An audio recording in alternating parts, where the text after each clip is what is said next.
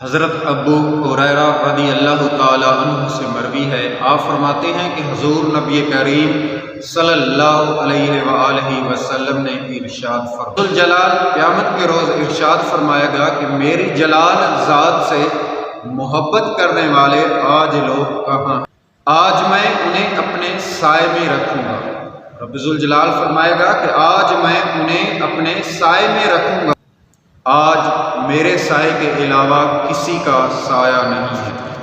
تو پتہ چلا کہ والذین آمنوا اشد حبا للہ، کہ وہ لوگ جو ایمان لائے اور اللہ کے ساتھ بہت زیادہ محبت کرتے ہیں،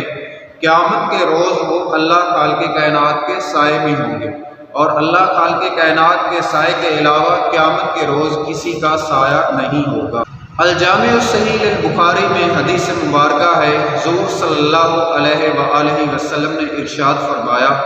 کہ قیامت کے روز 7 ایسے لوگ ہیں جو اللہ کے سائے میں رہیں گے۔ ان میں سے پہلا وہ شخص ہے جو امام عادل ہو، جج بنے، انصاف کرنے والا بنے، حکمران بنے تو رعایا کے ساتھ عدل و انصاف اور اچھا برتاؤ کرنے والا بنے، تو وہ بھی قیامت کے روز رب ذوالجلال کے سائے میں ہوگا۔ وہ شخص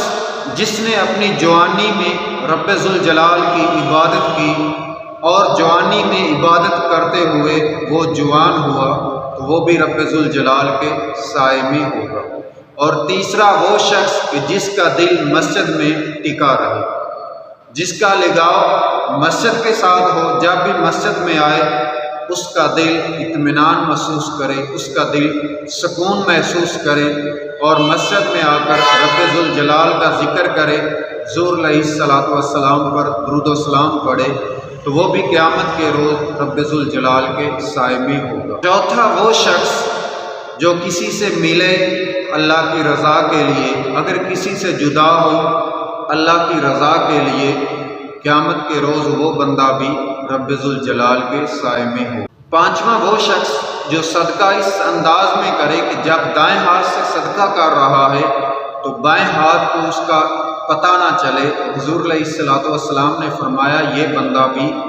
اللہ کے سائے میں قیامت کے روز ہوگا۔ اور چھٹا وہ شخص جو تنہائی میں اپنے رب کو یاد کرے، تنہائی میں اپنے رب سے باتیں کرے،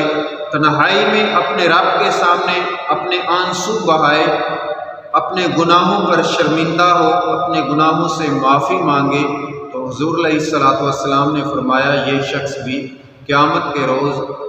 اللہ کے سائے میں ہوگا۔ اور ساتواں وہ بندہ جسے کسی خوبصورت عورت نے دعوت دی یا کسی طاقتور عورت نے دعوت دی، لیکن اس نے اس کی دعوت کو سے انکار کر دیا اور فرمایا کہ میں اللہ سے ڈرتا ہوں،